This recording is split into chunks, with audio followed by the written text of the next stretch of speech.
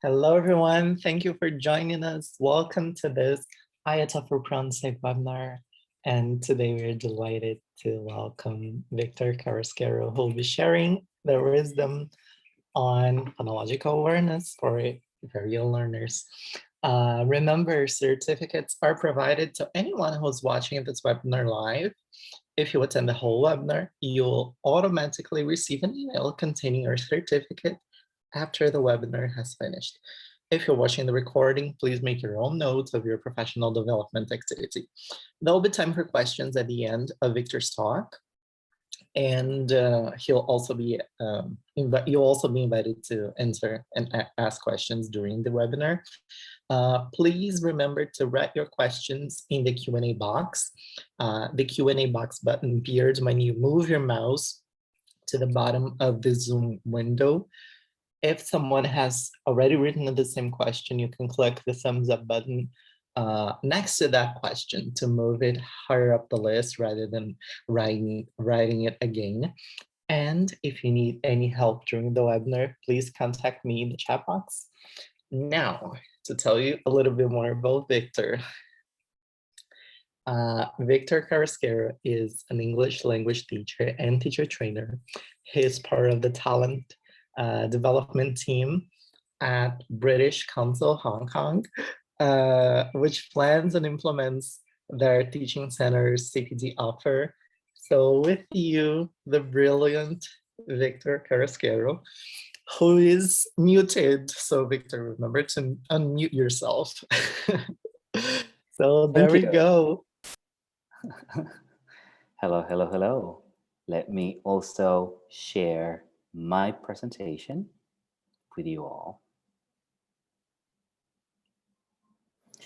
So can you all see my presentation, my slides? Wonderful. Yes, wonderful. Well, hello everybody. Thank you so much for coming. I'm Viktor. Please feel free to ask questions, as Taylor said. Ask questions as you listen, express yourself, tell me about your opinions, your concerns, your fears, your worries about phonological awareness. I'll be here ready to answer, ready to debate. No, hopefully no debating. Or maybe yes, let's go for it. So I'm infamous for my plosives. So if my plosives are bothering you too much, please just let me know in the chat box as well. Absolutely, yes, I will share my all my information at the end. So this is a topic that I love because I haven't traditionally been an early years teacher. I only started teaching early years students, that is, 3, 4, and 5-year-olds a few years ago, maybe 4 or 5 years ago. I am very interested in pronunciation in general, phonetics and phonology, and the idea of teaching very young learners how to read and write and how to gain an understanding of the phonological system of English was very interesting to me. So last year in 2020, the online year, I was asked to create a course to help young learners, very young learners at home who had to be at home, to help them gain an awareness of the skills, the foundations that they need before they attempt reading and writing. So we're really talking about young learners, very young learners. We're talking about 3, 4, and 5-year-olds here. Notice that we're talking about phonological awareness and not phonics yet. So welcome everybody. It's lovely to see you all here. And thank you so much, PronSIG, for having me. It's delightful to be sharing the little I know with you all. So guys, I'm also sharing information about a previous webinar that PronSIG hosted, which was delivered last year, on pronunciation tips and tricks for teachers of young learners. If you didn't get to watch it, please go to our PronSIG website and watch it. I've provided the link and the QR code, but you just need to go to our website and you'll find it there. Showing you this because yes, it was really excellent. Thank you, Gemma. It's true, because there's not a whole lot of information out there. There's not a whole lot of webinars and live sessions about teaching pronunciation to very young learners and young learners in general. So a little bit of solidarity with other trainers and teachers of early year students. So I wonder, guys, if you can, if I can pick your brains about this one question. So I wonder, I don't know if more people are going to join, but as we wait, can you tell me a little bit about your thoughts on this question? Do you have any priorities when you teach pronunciation to your very young learners? If you do, can you let me know in the chat box? And I'll just be responding. I'll just be commenting on what you say.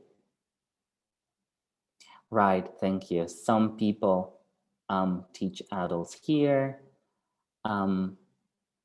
Nice, making a distinction between letters and sounds. That's really interesting. Maria Eugenia focuses on vowel sounds. That's really interesting too. Elena focuses on new sounds. Beautiful. That sounds a lot like phonics, like the sound of the week, the sound of the lesson. Clear models. Yes, that's very important all the time, right? A clear model for a clear, intelligible pronunciation. Yes, you teach second graders. Wonderful. This session, hopefully this session will give you some inspiration. Maybe not a lot of ideas, but a lot of inspiration, hopefully. Yes, we teach each letter and that each letter has different sounds and vowels and consonants. Wonderful. Your priority is significant differences between L1 and L2, maybe. Yes, thank you, Gemma. Where to even start with young learners? Yes, I know. What to do apart from listen and repeat. Listening skills, thank you. Differences. Letter sounds, exploring sounds. Oh, wonderful. This is, I really like this comment, exploring sounds. That's all we're going to be doing in this session. We're going to be exploring sounds, and I'm going to be showing you how I did this with my very young learners. Intonation, yes, everything we do with very young learners eventually leads us to intonation if we do chants and raps and songs. Rhyming words, that's an important part of this presentation. Imitating sounds, beautiful. All of these answers are absolutely wonderful. Yes, sounds, I like that one. Exclamation point, sounds. Differentiating vowels from consonants, yes. Wow, I love all these answers, guys. Thank you for that. I should be recording. Well, it is being recorded, so wonderful. You do some clapping to split words. Yes, TPR and songs. I focus on key high frequency words that they will meet in primary school. That is a wonderful answer. That's pretty much the whole webinar, so thank you. No, I will give you more info. Nice, you're training pre-service teachers. Yes. Exposing your learners to native pronunciation. We also have to expose them to the wide array of pronunciation models available to us, to them. Lots of these comments. I don't know. So, using all of your ideas, guys, I will show you that pretty much everything you've suggested is connected to the topics I'll cover. So in a second, I'll show you all the specific contents I'll talk about. So this webinar is basically to tell you about an experience I had delivering, planning and delivering a course on phonemic awareness foundations. And the idea was to prime learners, to prepare learners to identify, to produce, and to reproduce a range of sounds. This is pre-phonics. So the sounds I'll be talking about are not only linguistic sounds, they will also be environmental natural sounds or instrumental musical sounds. The idea was to help learners understand how language, words, sentences are made of smaller units. That's pretty much the whole idea behind phonological awareness. So from now on, I'll tell you about the importance of identifying environmental sounds. And I'll tell you very briefly how that is connected to, well, pronunciation in general, to linguistic sounds. Then I'll tell you about helping children to identify and play with instrumental sounds. By instrumental sounds, I mean music, getting children to clap, getting children to produce sound with their bodies, like body percussion, or getting children to use instruments they have, objects they have at home to reproduce rhythm, to imitate a specific sound pattern.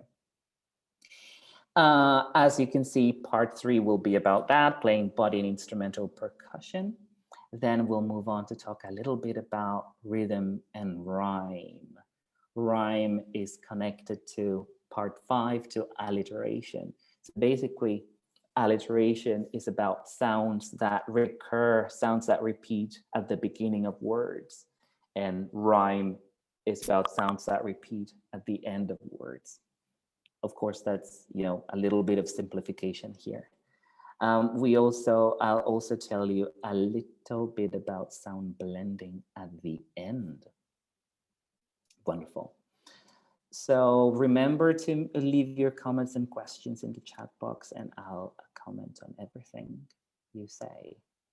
So I wanted to talk a little bit about some similarities and differences between the realms of phonological awareness, phonics, and phonetics, because I wanted to, make sure we're all sure about the specific topic of this session.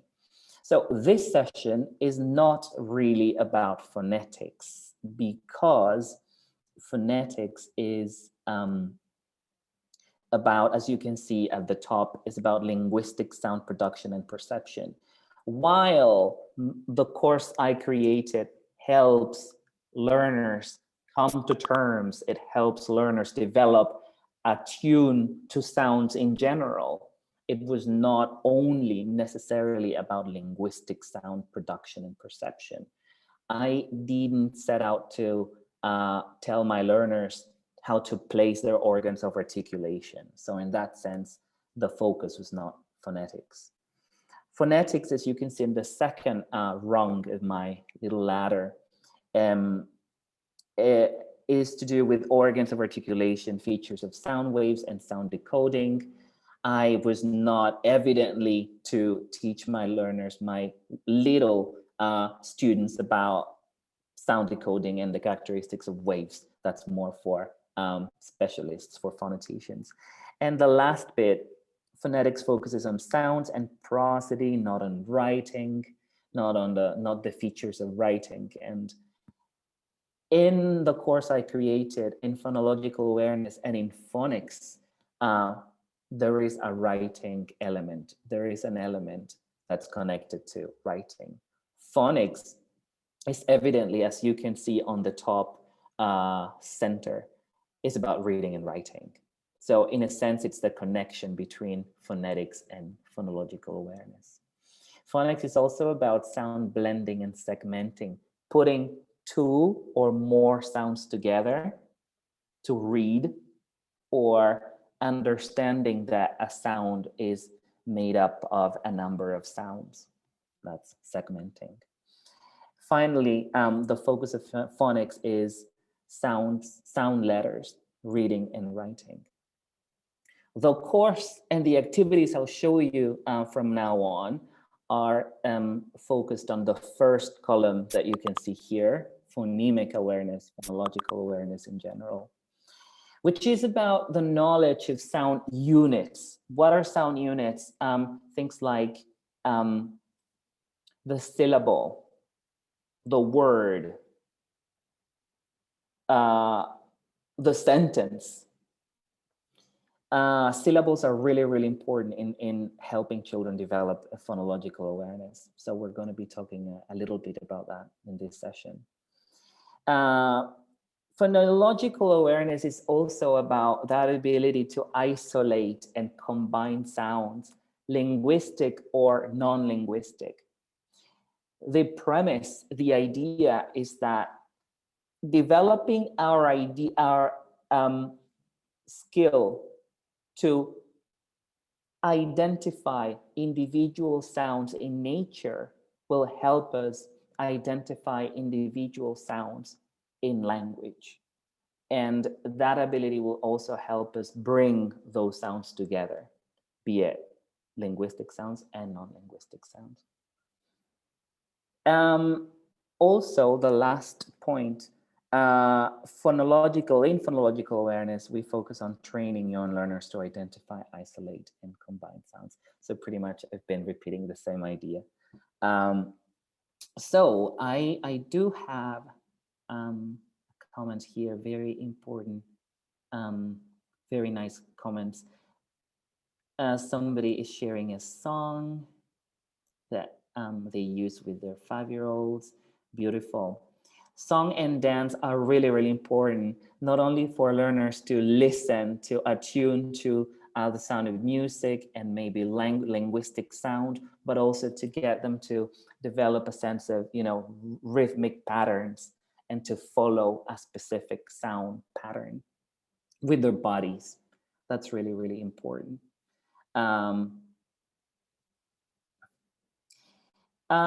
That's a very nice question, Mark. Do I teach the very young learners the meta language of sounds? Not really, not in this course, because these are 3, 4, and 5-year-olds. So I don't really use meta language. I'll show you that I used some alternatives.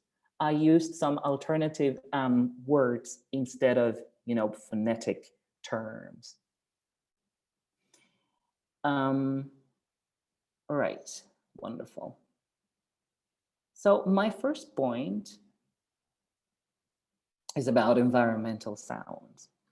So you may be wondering why I wanted my students to focus on environmental sounds. Well, the first idea is to help them become aware that sounds surround them. I think it's human nature to stop focusing on the number of sounds that surround us. And it is important to get children that are pre-phonics, at the pre-phonic stage, to come down, to sit down and focus on specific sounds that surround them. So the idea is to get them to do activities to associate, to link sounds with the objects that made the sounds. And I say, well, in a narrative context, that is but one way of introducing sounds to very young learners. Stories. We all use stories in our VYL classrooms, and they're very effective. I'll show you how I did it, one of the ways I did it. Yes, absolutely, Maria Eugenia. I love it. This is also a way of meditation. Yes, we had a webinar a couple of months ago, maybe 3 months ago, about getting our learners to focus and to use pronunciation practice as a kind of meditation. So yes, it is a kind of meditation in a way. So what I did was telling my students stories about people, about animals, and about common objects. And I got my learners to guess what made the sounds and to try and imitate the sounds. The idea is to get them to imitate a specific sound, to imitate two sounds at the same time, and to tell which specific object made the sound. I'm going to show you one of the activities I did to do this. Hopefully you can see it. So I started, this was lesson one. This was lesson one out of 9 lessons of this phonological awareness course that I did. So I started with something like this. Hopefully you can see. I said, we hear many things every day. Listen up. Tell me what this is. Can you guess?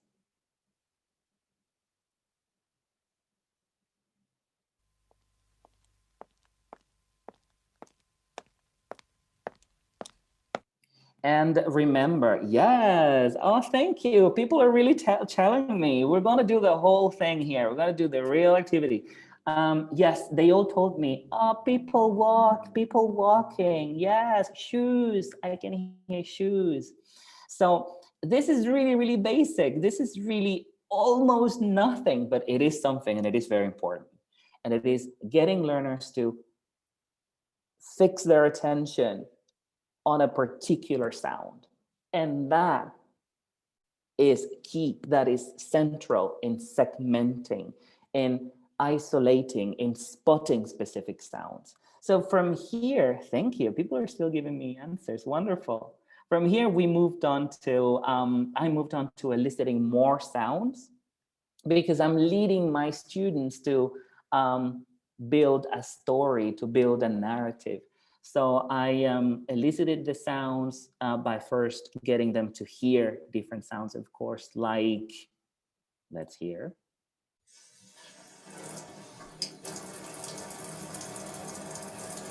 What's that?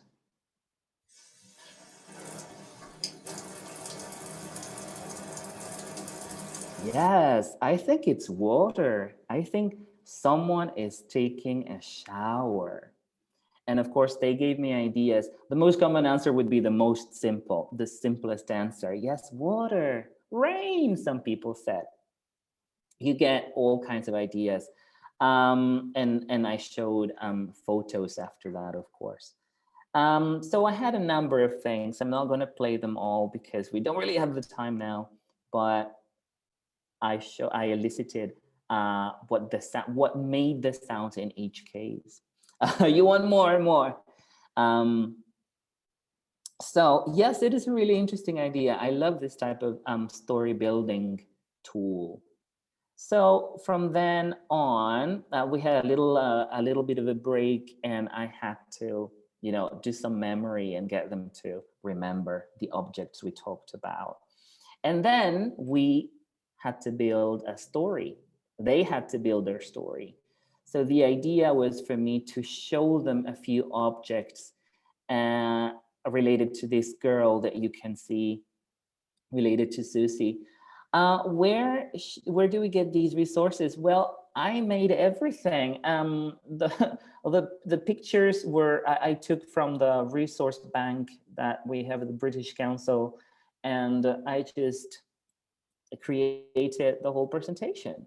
So it's just some random photos from our asset bank, and I showed them an object like, well, Susie lives in this city.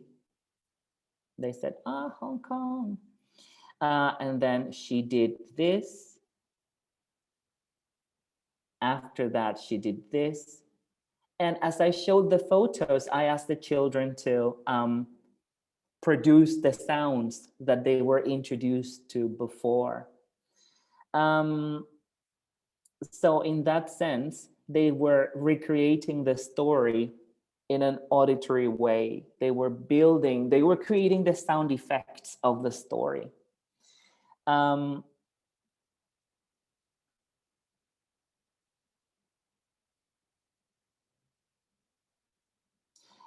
towards the end of the session, I just asked them about their favorite sound. So notice that this is such a basic idea. As I said at the beginning, it's almost nothing, but it really focuses learners on the one sound at a time, and the idea that they can spot what a sound is and what makes it, which is really central to spotting a sound in language anyway, in general. So this is just one idea. Is there anything else I want to show you from here? I don't think so. No, not yet. Okay, I'm gonna share my presentation again. Wonderful. There is something else I want to show you. Yes, onomatopoeia, absolutely. I love that idea of using onomatopoeia. You know, at this age, we're talking about 3, 4, and 5-year-olds. Any phonological and any sound input, any sound stimulation that you give learners with a bit of contextualization and with a bit of, meaningfulness and authenticity will be useful in helping them develop an awareness of sound in general. So in developing phonological awareness, instrumental sounds and body percussion is also very important. Getting learners to use their own body, clapping or stomping their feet, or clapping on the, drumming on the table that they have at home is really important because they imitate sound, they follow patterns, they follow sequences that their teacher shows them. So I think this is a really useful tool for the second point that I have there, for getting learners to imitate sound qualities. And by sound qualities, I mean rhythm, speed, and volume. Introducing these three meta-linguistic terms, these terms, somehow, not necessarily using the words rhythm, speed, and volume, but using the variables like loud, quiet, and fast and slow is very useful. And I do think this is a foundation, and I'm going to show you later some references that you can check that also affirm that this is useful. Introducing these notions is really important because later on, you can just use the terms to get learners to think about the idea of pronouncing something louder or pronouncing something faster or slower. So introducing it in a playful way through an activity, through a narrative or something else will be useful in the future. And this is what developing phonological awareness is all about. It's setting foundations for the future, for future work on phonics, linking sound, linguistic sounds with letters. So also the final point I have in my presentation, learners attempt to match sound qualities with body movements, a la TPR. And quite a lot of you have mentioned TPR here. So when introducing fast sounds, they can show themselves and how they run. When imitating slow sounds, they can slow themselves down to show me how slow the sound is. I'll show you my examples now. So this was an activity, a sequence of activities that my students really liked because it was really well contextualized. So I told them that we would have a party later on in that lesson, and that someone was coming, that someone is hidden here under this mysterious block. What do you think that someone is? You guys don't have to answer, but that was the type of question. And they really didn't know, and it was really mysterious to them. Absolutely, yes. Absolutely, yes. And I think the contextualizing these activities, Mohammed, would be a good model for introducing different types of intonation, different intonation patterns. So yeah, thank you. That's a great idea. My friend loves sounds, many different sounds. My friend loves the sound of, well, that's the way I introduced different instruments, and that's how I introduced the variables. So my friend loves the sound of this sound, slow maracas. Very slow. Listen to the fast maracas. They're very fast. And I also got my learners to see the animals below the word slow and fast, just to present in an iconic way what the variables are all about. So slow maracas have that turtle, and fast maracas have that cheetah there, just to give learners more clues as to what slow and fast represent. And I introduced more instruments and also 2 more variables of volume. The last 2 variables were about speed. These 2 variables are about volume. So my friend loves the sound of castanets. He loves quiet castanets, although those castanets sound quite loud, to be honest. Let's hear the loud castanets. Okay, cool. Slightly louder. And I introduced more instruments. Yes, repeating just to check the idea of slow and fast with my xylophone. More instruments over there. Another instrument over here. Yes, super important, the drum. Yes. This was quite a challenge because in the phonological awareness physical classroom, we have instruments, and I can get my students to play the instruments with me and to imitate what I do, and we can do it together as a band.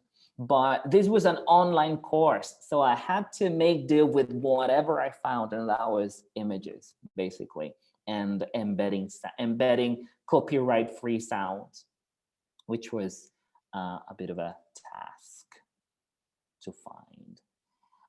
So after their little break, they need a lot of breaks. I told them that my friend was coming soon and that they needed to help me make my friend happy, and that they'll have to play some music at home. Of course, the only way they can play music at home is either clapping or drumming on their table, their desk, or stomping their feet on the floor. So I got them to remember some sounds, and I got them to vocalize a little bit. So that's what I call singing. Got them to vocalize quietly, loudly, slowly, and fast. And then I welcomed my friend. I said, my friend is here. Look at my friend. My friend is sad. Actually, my friend is bored. He wants to be amused. He wants to be entertained. And he wants music. So I kept asking them, my learners, to sing the different variables. Thank you. Thank you for the reminders. So that way I got them to change speed and volume several times. And notice that this is the introduction of two kind of complicated acoustic phenomena. And they did it. It was in their nature to follow, to imitate what I was doing, and to even attempt to produce, to follow the patterns together as a choir, even online, which was a bit messy sometimes. Absolutely. Oh, I got you something related to pitch. I have you something. Yes. My friend was happy afterwards, of course, because the children were singing and imitating patterns and imitating volume, different volumes and speeds. Of course, my friend was happy. All right. Do I have anything else to show you? Oh, no, something. I have to go back to my presentation to tell you about, yes, alliteration and rhyme. So this part of the course was to help my students recognize and isolate word initial and final sounds. Notice how we're slowly moving from all kinds of sounds to linguistic sounds, little by little. Remember, these are kids that are preschooling. These are kids that are maybe starting K1, the first level of kindergarten here in Hong Kong. So this is just an introduction to sound. So the end of the course, towards the end of the course, we started introducing linguistic sounds in the form of alliteration and rhyme. So what learners did was hear alliterative and rhyming phrases, and they had to identify the sound patterns. They had to identify the alliteration, the alliterative sounds, and the rhyming sounds at the end of the words. What the type of things that we did was creating alliterative rhyming toy names, rhyming stories, and my students even had to do a bit of homework creating a new toy, and the toy had to be an alliterative toy. Of course, I didn't use the word alliteration. I didn't use the term, but I showed them what it was all about. And I'll give you an example. I'll show you what I have. Okay, sorry. I need to share my other presentation. So this was what I was telling you about. Actually, I wasn't talking about this. I was talking about toys, but I introduced toys through animals first because I wanted them to design a new toy, and I think it was a new toy animal. That's the connection. I contextualized the lesson by asking them about their favorite animals, of course, and in case they didn't know many animal names, I just elicited and then introduced some animals. Because in this lesson, we were to analyze, I think, one more acoustic phenomenon that I thought was going to be really, really challenging, but ended up being really useful and really straightforward. So I, of course, got them to hear the sounds.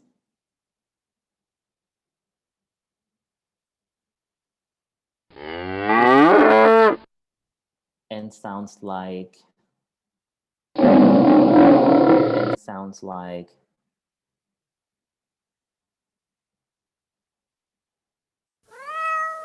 and sounds like this one. So I wonder, what could possibly be the difference between a sound like this and a sound like this?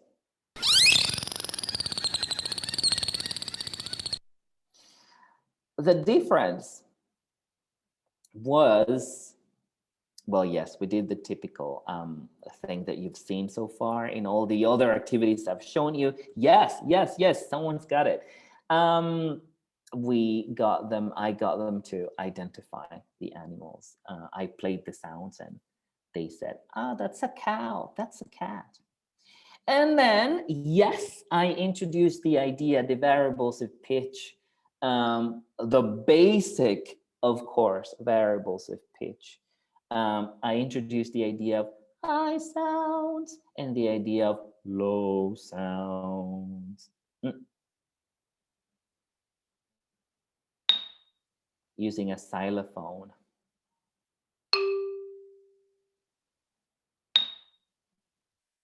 And using a lot of TPR, getting them to make an association between a high sound, getting them to stand up, and low sounds, getting them to sit down. So I reinforced the idea that some sounds are very high and some sounds are very low by getting them to classify the animal sounds. And they did it, and they did it impeccably. It was very straightforward to them.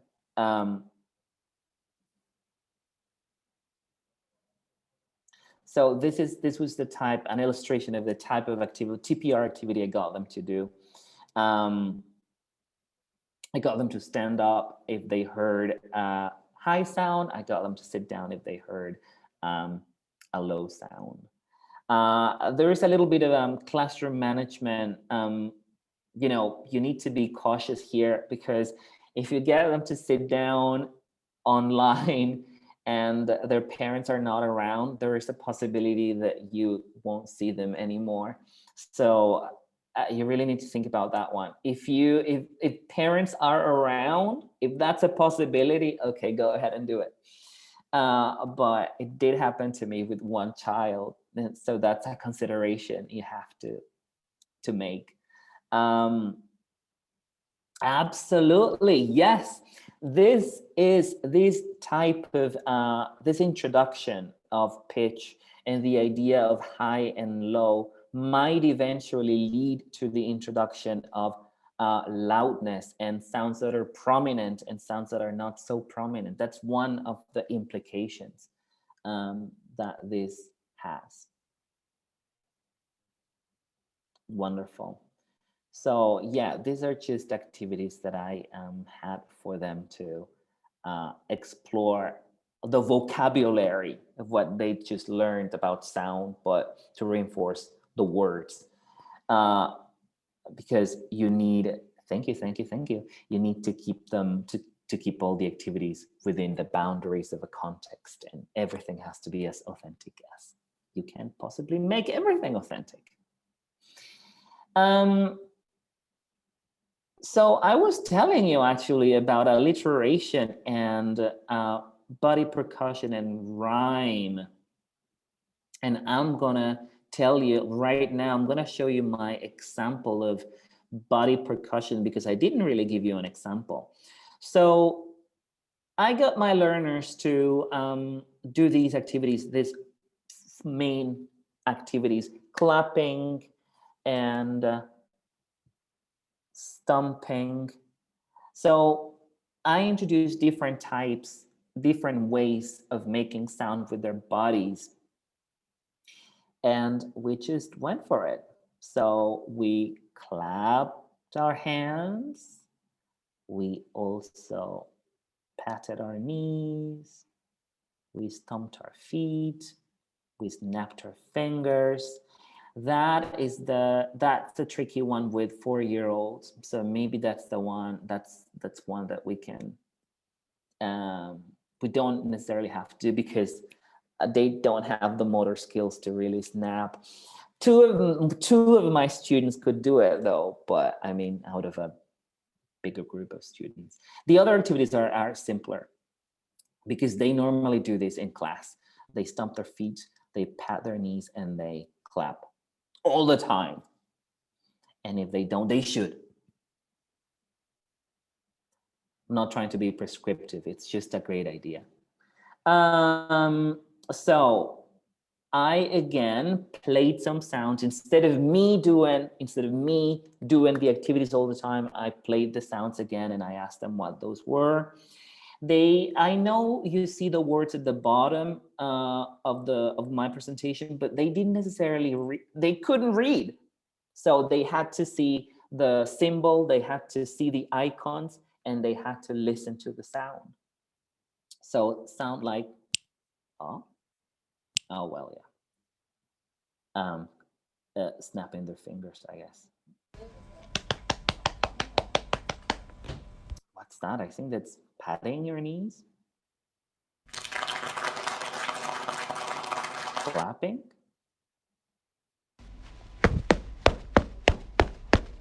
Stomping. Yeah, most of these sounds I made myself because it was just easier. I recorded them and embedded them in the presentation anyway. And then I got them to produce the sounds using the different variables that we had introduced earlier in the course. So I got them to clap very slowly. I got them to clap very fast. I got them to clap loudly and quietly. Hence the introduction of the variables before in the course, earlier in the course. And I got them to make all the other sounds the same way using the different variables. And stomping, that's it. So I also wanted to introduce the idea of making sounds together by telling them that we were a little band.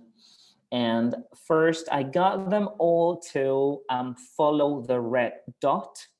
So as I moved towards one of the icons, they had to clap. As they move to the other icon, they had to pat. So they all had to make the same sound. Yes, it was a bit messy to hear, but they were doing it. They were making the sounds and they were making the sounds together. I know in Mark's webinar, Mark Hancock's webinar a few weeks ago, he suggested to get your students to switch off to mute themselves to get them to drill sounds. But this particular group of students couldn't really find the mute option because they were so small. But it doesn't really matter. The important thing is for them to make the actions. In this case, these are not linguistic sounds. Okay, and I got them to reflect a little bit about the activities that they did.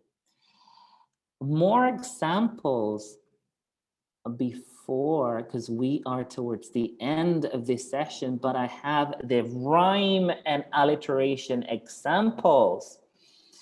For rhyme, I introduced the idea that the sounds, the things they could see, the things you see now on the board, they are similar. Some of them are similar because the final part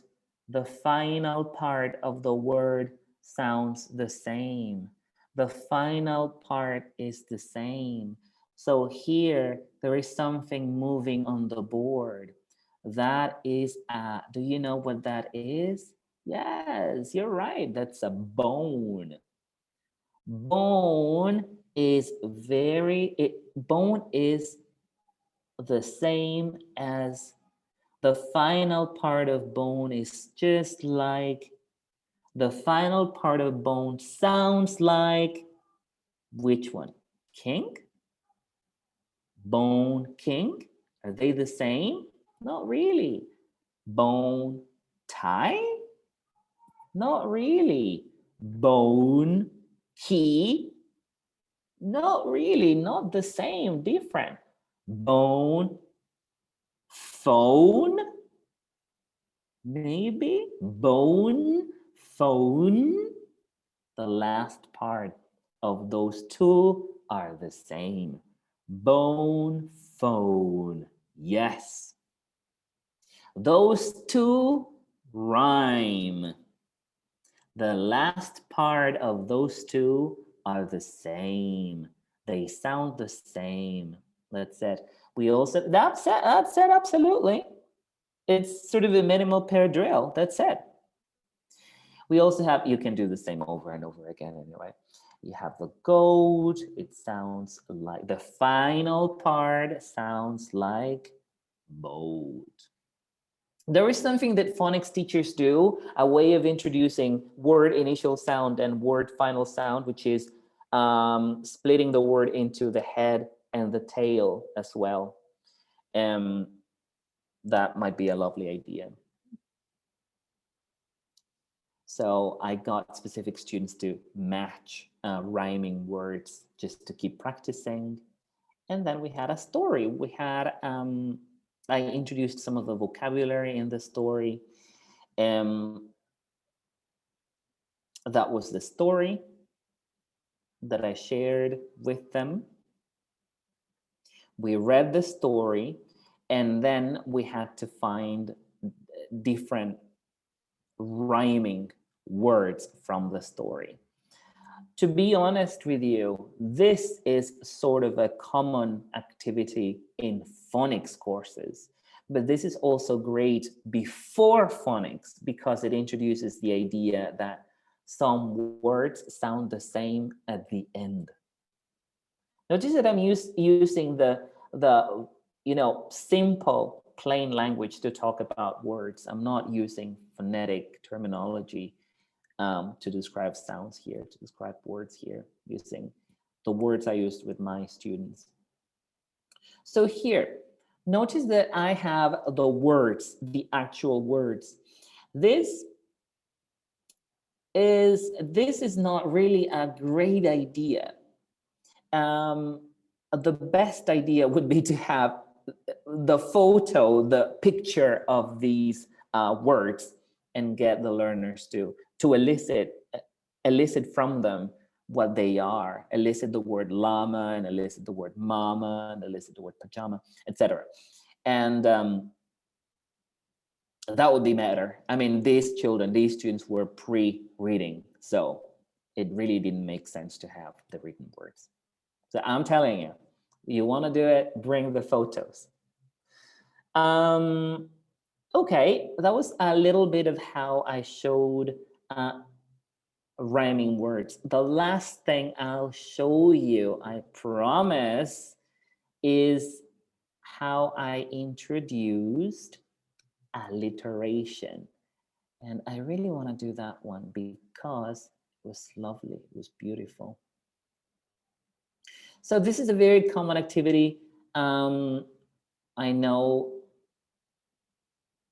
a lot of teachers, a lot of kindergarten teachers do it. I spy with my little eye a boy whose name starts with B, B, B. I see a girl with a name that starts with T, T, T. And I am a boy with a name that starts with V, V, V.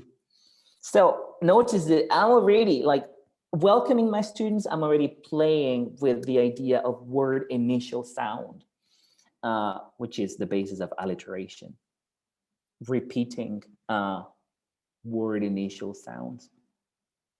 So I have a magic box there, but I also have two sides. Let's discover what we see on the sides. So on this side, we have, so can we make the sound?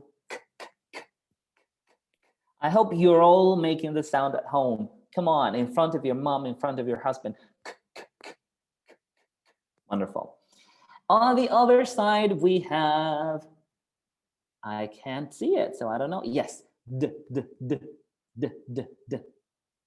Now, the box is hiding some words. Let's see what it's hiding. It's hiding a car. It's a car. So where should I move my car? Should I move it to car or to d, d, d? Listen to the first sound, guys. car. Does it belong to k or to t? So that was my way of reinforcing the idea that they had to pay attention to the specific sound at the beginning, and they were categorizing. This is something we do in a pronunciation classroom anyway, just that this is devoid of the linguistic element. The words, the written words, that's what I mean. So here I have a candle. Where should it go? And they told me it had to go to the side. Didn't I have any d? Everything is what's going on? Ah ha ha. D. A duck. A ducky. So it had to go to d. So after that, and we have very few minutes left, I promise, I am aware.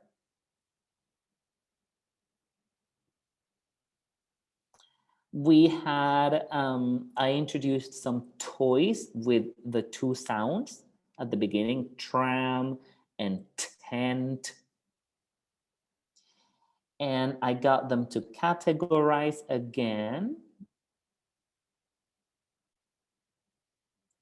And they had to create, actually, I'm going to show you the homework. They had to create a new toy with words that had the same initial sounds. For example, mine was this one.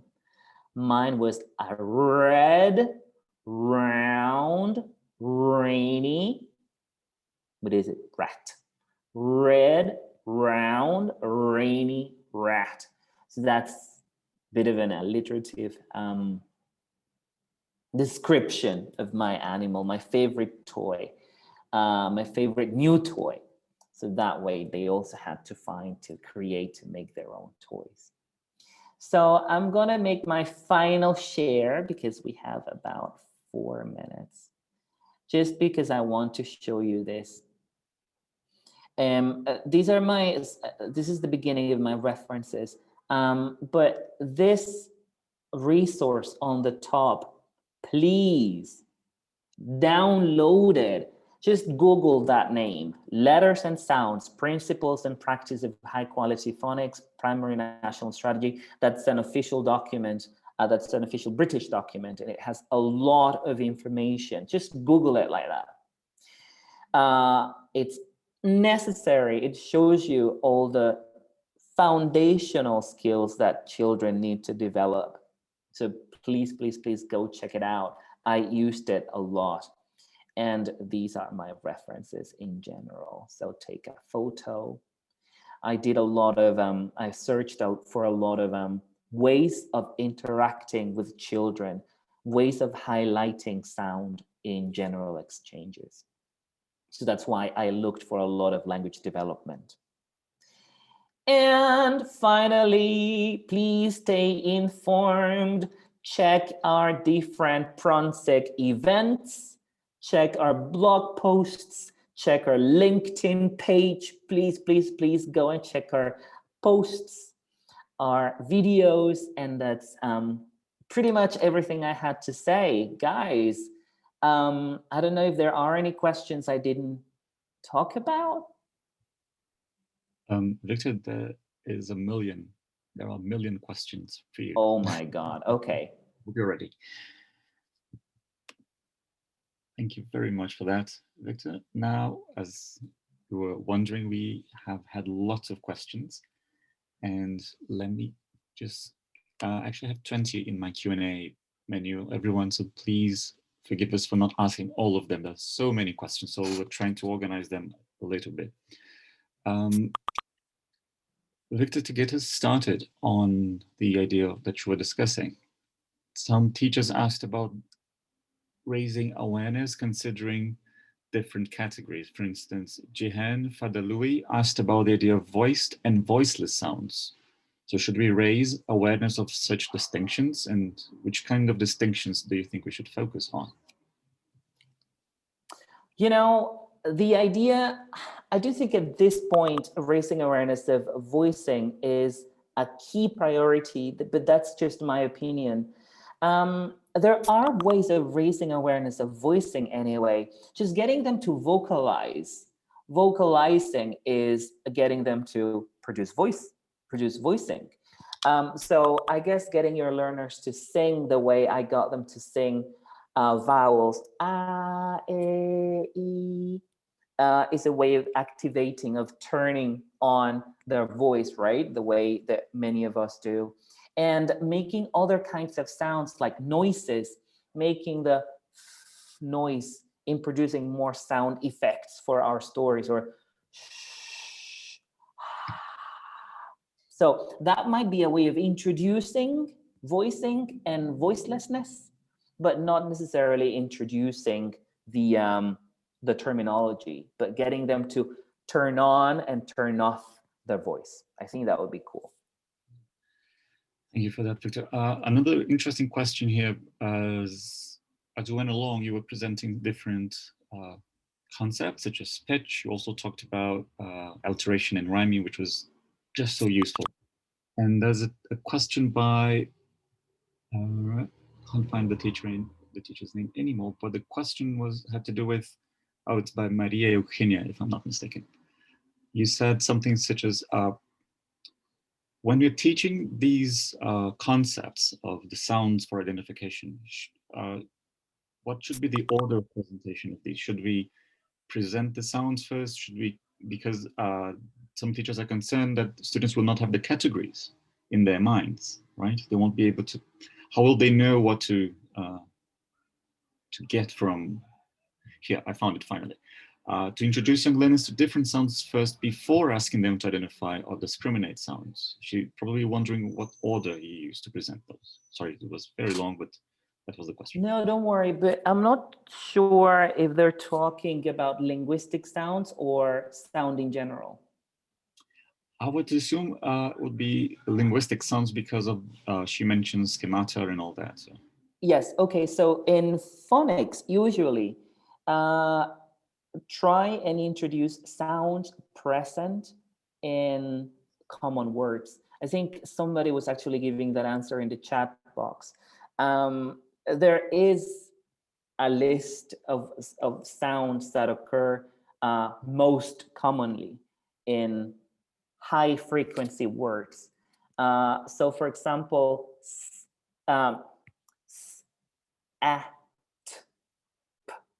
are very commonly occurring, very common sounds. So typically those are the sounds that we present first so that students can start blending. Because if you have t, ep, they can already blend into tap. They can already blend into pat. So give them sounds that will allow children to start blending sounds together to make many, many words from the beginning. Absolutely, and I think we don't realize just how much children not only know, but they are prone to absorbing all those things. Some teachers mentioned age groups.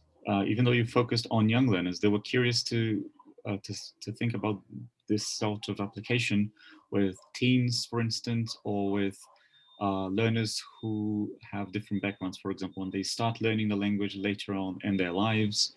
So they were wondering what suggestions you could give regarding adaptations for this kind of concepts for such learners. You know, the principles are the same. I was talking about alliteration and I was talking about rhyming, and somebody was mentioning minimal. This is minimal pair practice. It's true. The principles are the same for pretty much every age group. What's different is the context, the way you present the skill and the way you present the language point. So I might not use my little animal story when teaching secondary 5 or secondary 6, but I might use video. I might use a video I find on YouTube. I might use a more authentic source to get them to listen to how sounds are actually occurring in a real or realistic text. So I guess it's all about the way we contextualize. There are some questions by, let's see, Emsha and Mark and Jenna about the software you used. They were curious because I think they quite enjoyed how you used these two types of software in your presentation. So they were wondering if you could talk a little bit about them. So the other presentation I was using was just the software of our smart board, because we have a smart board. So that was just Active Inspire. But to be honest, you can make all this on PowerPoint. You can embed sound on PowerPoint, and you can embed, of course, photos on PowerPoint. To make this beautiful PowerPoint presentation, I used Canva, which is such a strange concept. I made a PowerPoint presentation on Canva. So that's it. That's my answer. Now, this is very informative to many of them. Because I mean, we were all on that one. There's another one here. Okay, considering because some of the students you mentioned were pre-literate, right? They were still either just beginning or just having the first contact with written language. So there's a question regarding the introduction of phonemes and graphemes, and they were wondering about the order of presentation, or should it be done alternatively, simultaneously? So they were curious as how you. So in phonics, once they start learning, once they start their journey in the literacy world, they typically start studying the common sounds, the sounds occurring in high frequency words, like I told you before, at, and they also start focusing on their written representation, the graphological representation. So they start focusing on pronunciation, perception, and production, and the way the sound letter looks. So yeah, follow the same path, follow the same sequence. I'm really trying to connect them because I think we're breaking a record for questions. This is really great. There's also by Mark Hopkinson. He was asking about this.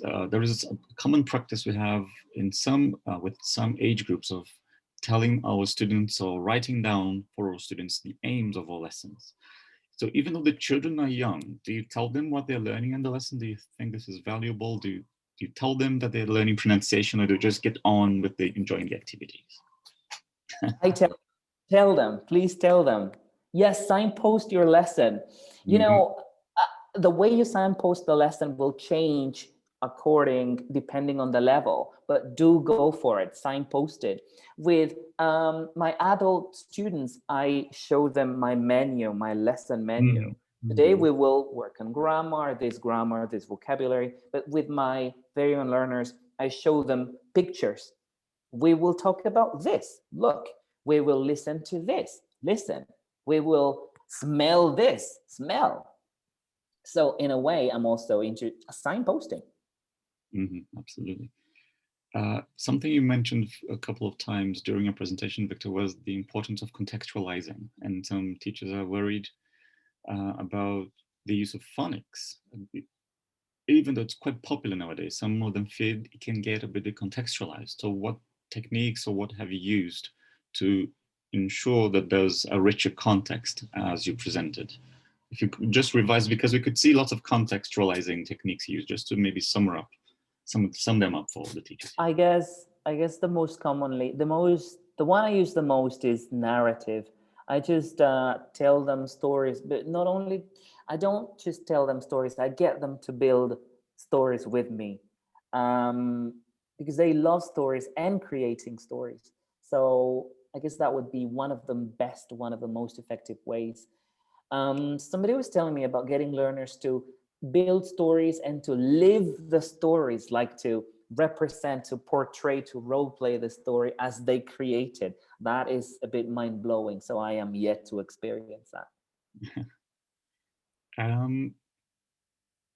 Some other questions here also I think it has to do because as you presented some examples to us, you showed them the environmental sounds, and many children nowadays are heavily exposed to all sorts of media, so through cartoons on TV or watching videos on YouTube and whatnot. So how could apparently this teacher here, his name is Masa. Could they just learn through watching cartoons, for instance? Do you think these other types? How do you think the other types of media can help in this kind of progress? Exposure is helpful. Exposure is absolutely helpful and necessary, but instruction is also necessary. And this is a question that came up in Mark Hancock's Q&A, I feel like. Both things are necessary. Exposure is not enough. It is important. But we're also talking, my students don't speak English at home. So they speak Cantonese because I am in Hong Kong. I should have said that at the beginning. I work in Hong Kong, so my students speak Mandarin and Cantonese at home. So they have to be exposed to the language, but they should also be led to pay attention to specific features. Both sides of the coin are important. Mm-hmm. Yeah, we're just, I think, we should explore, right, how all this input is being, let's say, dealt with by the children and see what we can make out of it, right? Some other questions here. We are coming to an end. I think we have time for 2 more questions only. But so here goes one. Some teachers are concerned with the time they have to teach English in their schools. For instance, there's an example from Tunisia in which English is taught in the form of a club for 1 hour. So pre-service teachers are supposed to teach lots of other things as well, right? And one of the, and this is a common concern regarding teaching pronunciation in general, but I think it applies to our context here. What suggestions would you have so as to avoid pronunciation being neglected, especially with young learners, as we usually have very tight syllabuses, right? So this could be an interesting thing to consider. You know, focus on every little thing. Every little thing counts.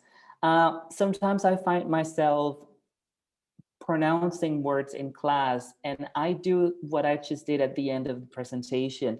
I introduce a vocabulary item and I find myself repeating, highlighting the initial word, like a cow, cow, which is something that K teachers and phonics teachers do a lot. That is a way of focusing on pronunciation because you're just stressing, you're putting that sound under the spotlight. So if you find yourself, if you don't have enough time because you have so many other components of language to cover, then, you know, take 10 seconds to highlight a sound at the beginning of the word, at the end of the word, in the middle of the word, by just repeating it, by getting them to say the word that way, by asking a question using your rhythm, using your intonation, by getting them to try and imitate you in a funny way. So even 10 seconds, 20 seconds are okay.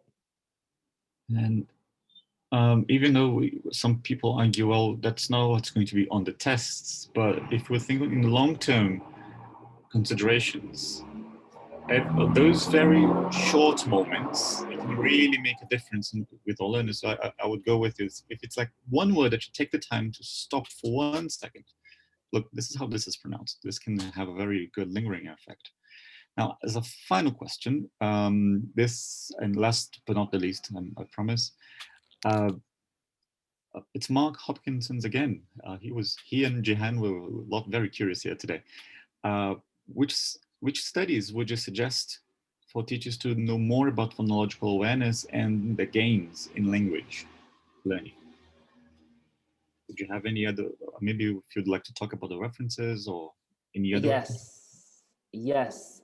So the first thing you have to check, please, is what I super highlighted before, the letters and sounds pamphlet, the letters and sounds document.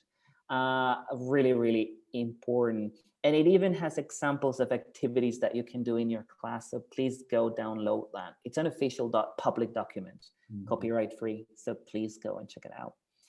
Then, you know, I read this whole, the first reference that I have here, the skill experience transactions across development. This was really useful because it had a lot of examples of how to use play to get children to talk.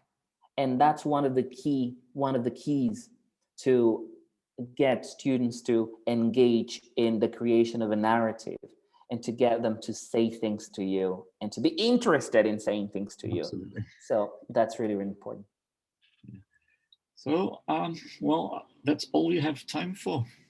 Viktor, thank you so very much for this incredible talk.